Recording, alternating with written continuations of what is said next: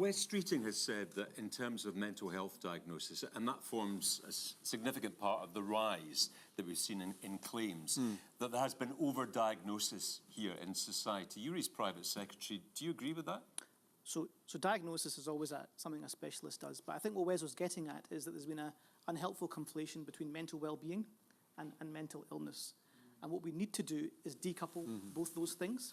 We can't simply just add to the waiting list every single person with a mental health issue. There needs to be community support, community intervention, so these people never have to get into a situation they have to go to a hospital or to a clinic.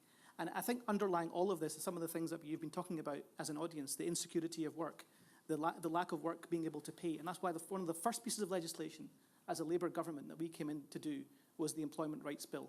So that gives everyone a real living wage, 200,000 Scots get a pay rise, the end of 0 hours contract, more security at work. That is the way out of this issue. And the other issue that's always been highlighted here is people being scared that the benefits are going to be taken away if they try work. So under the new proposals, which by the way are proposals that we want to co-create with everyone, and including all stakeholders, there will be a right to work without any prohibition on your benefits.